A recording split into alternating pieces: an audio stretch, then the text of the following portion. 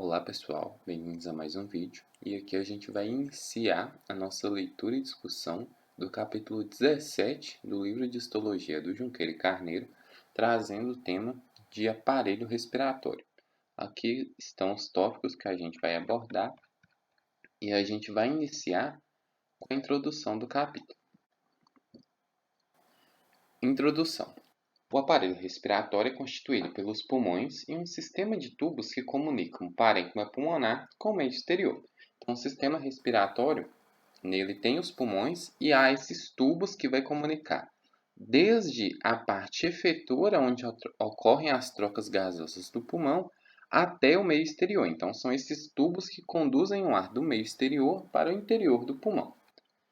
É costume distinguir no aparelho respiratório, figura 17.1, uma porção condutora, que compreende as fossas nasais, nasofaringe, laringe, traqueia, brônquios e bronquíolos, e uma porção respiratória, na qual ocorrem as trocas de gases, constituídas pelos bronquíolos respiratórios, ductos alveolares e alvéolos.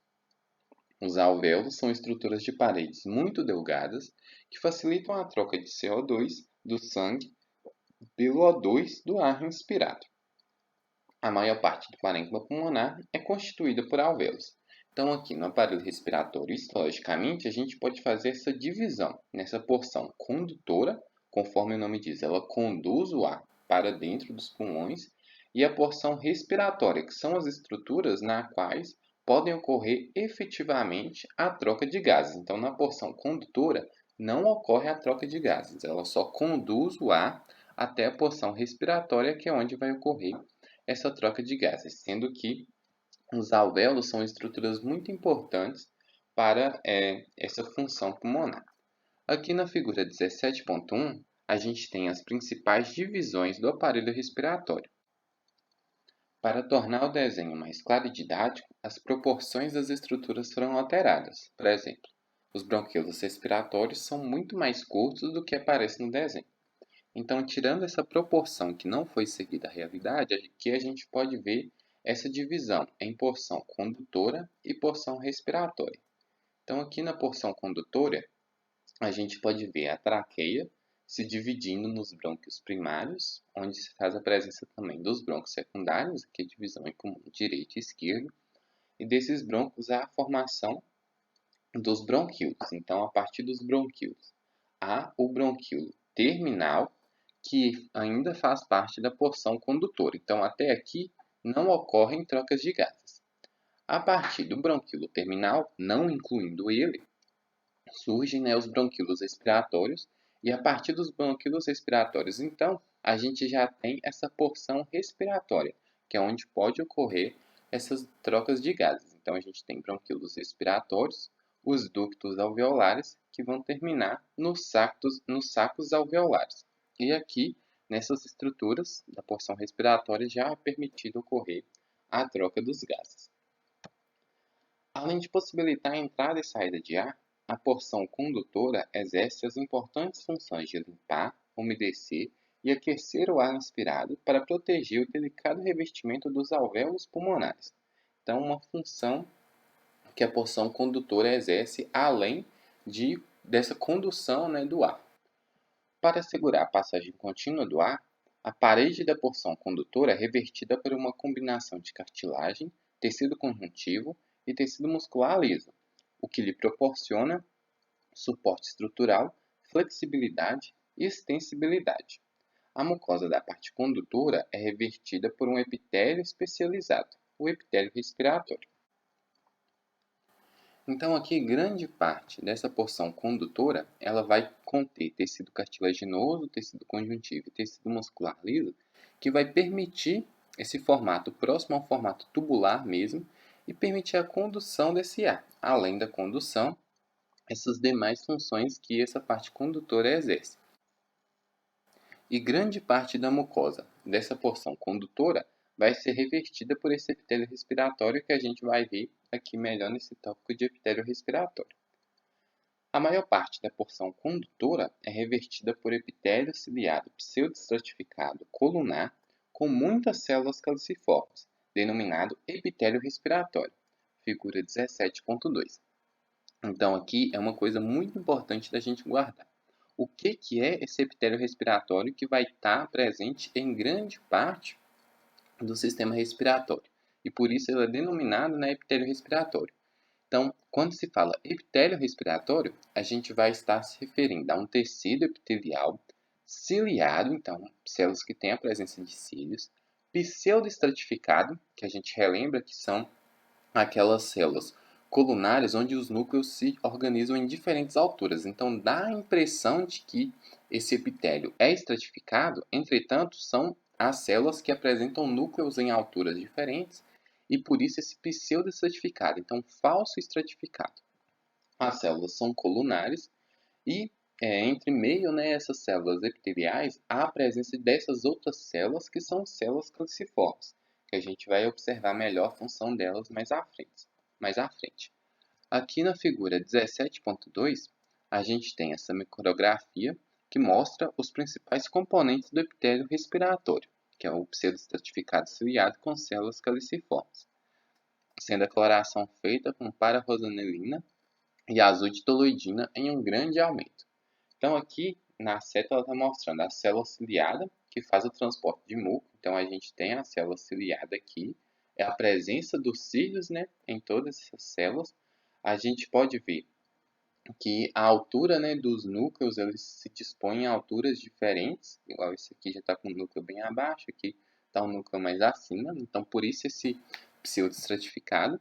E a presença de células caliciformes, conforme aqui mostra, né, uma célula caliciforme, que uma das funções dessa célula caliciforme é a produção de muco. Então, a gente consegue distinguir a presença dessas células caliciformes entre meio o tecido epitelial.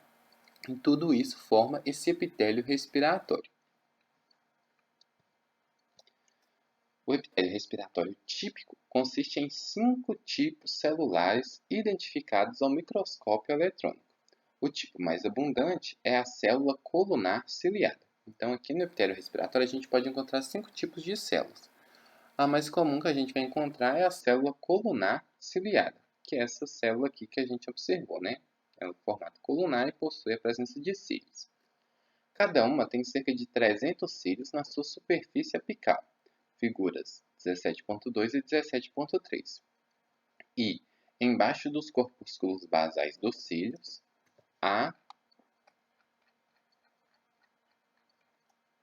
numerosas mitocôndrias, que fornecem ATP para os batimentos ciliares. Então, na porção abaixo desses cílios, tem grande presença de mitocôndrias que vão fornecer energia para que os cílios se movimentem. Em termos quantitativos, vem em segundo lugar as células caliciformes, conforme a gente já viu na figura 17.2, que são células secretoras de muco e descritas no capítulo 4. Então, lá no capítulo 4, a gente viu melhor as demais funções dessas células, mas a função principal delas é essa função de secreção de muco, que é uma função importante da gente guardar. A parte apical dessas células contém numerosas gotículas de muco composto de glicoproteínas. As demais células colunares são conhecidas como células em escova, ou brush cells, em virtude dos numerosos microvílulos existentes em suas superfícies apicais, figura 17.4. Na base das células em escova há terminações nervosas aferentes e essas células são consideradas receptores sensoriais. Então, a gente viu que tem a presença de 5 tipos de células. Um é a célula epitelial colunar ciliada, outra é a célula caliciforme e a terceira que a gente viu até agora são essas células em escova.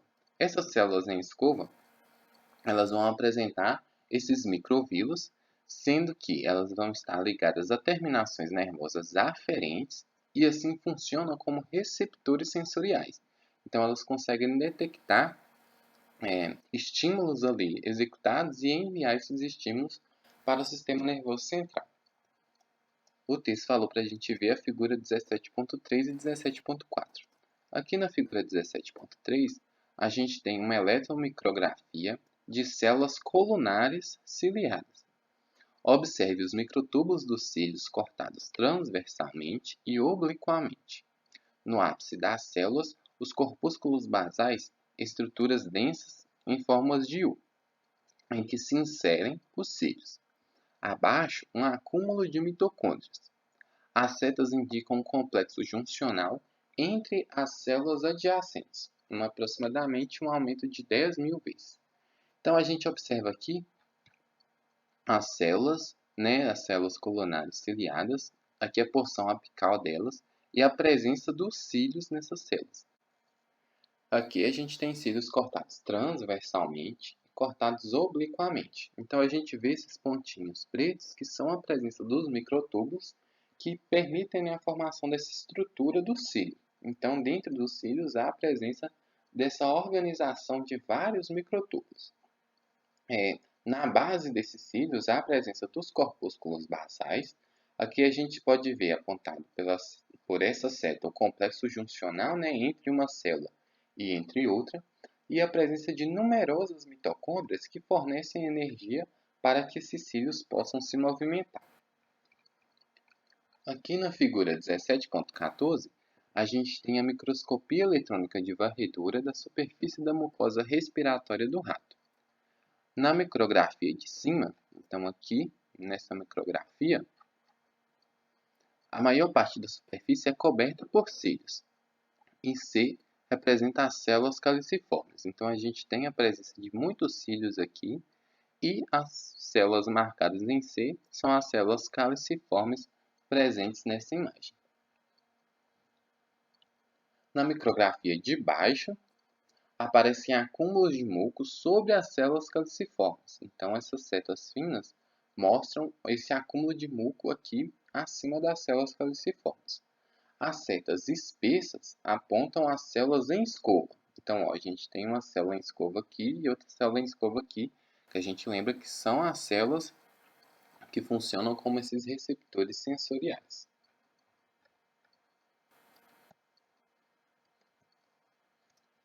Existem ainda as células basais, com um quarto tipo de célula, que são aqui as células basais, que são pequenas e arredondadas, também apoiadas na lâmina basal, mas que não se estendem até a superfície livre do epitélio. Essas células são células-tronco, stem cells, que se multiplicam continuamente por mitose e originam os demais tipos celulares do epitélio respiratório. Então, a gente tem esse quarto tipo de célula, que são células basais, que são células do tipo células-tronco e conseguem se multiplicar continuamente e se diferenciar nas diferentes células do epitélio respiratório. Então, as células do epitélio respiratório elas vão se renovando ao longo do tempo. Células morrem, células são formadas e isso é um processo natural. Com isso, essas células-tronco que são grandes responsáveis por formar essas células e repor, vamos dizer assim, todas as células que foram perdidas.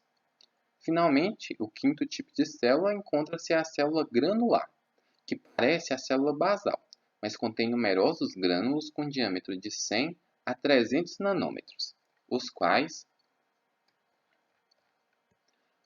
apresentam a parte central mais densa aos elétrons. Estudos histoquímicos mostram que as células granulares pertencem ao sistema neuroendócrino difuso, ver no capítulo 4. Todas as células do epitélio pseudoestratificado colunar ciliado apoiam-se na lâmina basal. Então, a gente tem essas células granulares, por fim, que pertencem a esse sistema neuroendócrino. E sendo que esses 5 tipos de células que a gente falou, todas elas se apoiam na lâmina basal. Agora a gente vai voltar para ver os quadros que ficaram para trás.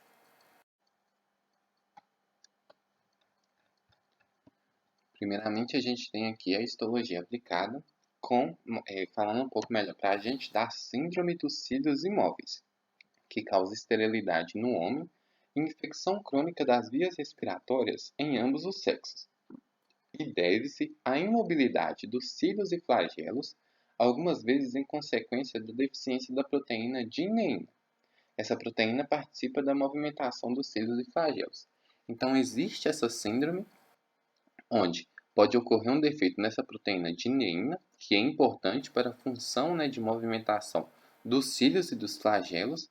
Assim, cílios e flagelos não se movimentam, e isso pode causar infecções crônicas, ou seja, como a função ciliar não está sendo executada, então os cílios presentes no epitélio respiratório eles podem não conseguir se movimentar e levar todo esse muco e também esses micro-organismos e levar eles em direção ao meio externo. Com isso, há o acúmulo desse muco, né, favorecendo também a proliferação de micro-organismos e gerando essa infecção crônica. Então, uma infecção que prevalece ao longo do tempo. Também pode gerar esterilidade no homem, principalmente relacionado aos flagelos, né? A gente lembra lá que os espermatozoides possuem flagelos, e se esses flagelos não estão funcionais, eles não conseguem se movimentar e assim não conseguem fecundar óvulos. Então, isso pode ser a causa de esterilidade no homem. E essa é a síndrome dos cílios imóveis. Aqui abaixo, a gente tem o quadro para saber mais da função imunitária da porção condutora.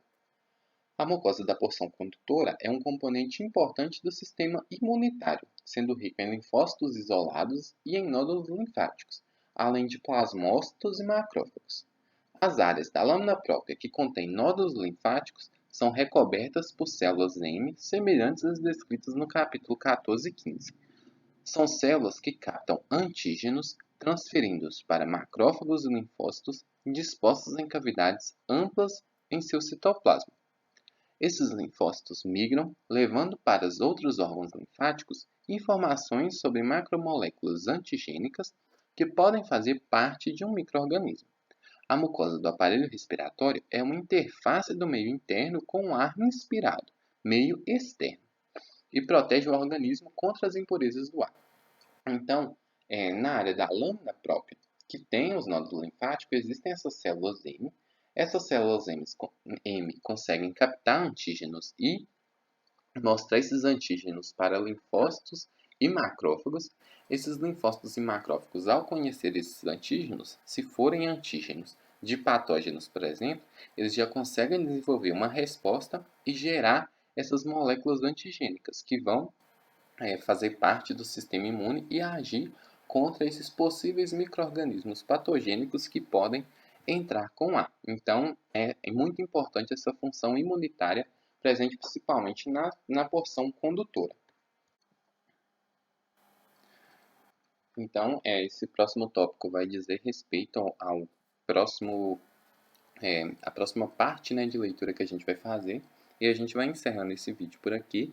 Espero que vocês tenham gostado. Qualquer dúvida, sugestão, crítica, opinião, pode ser deixada aqui nos comentários. Se inscreva no canal, deixe seu like. Continue assistindo, né, o próximo vídeo das matérias. E muito obrigado por ter assistido. Até o próximo vídeo.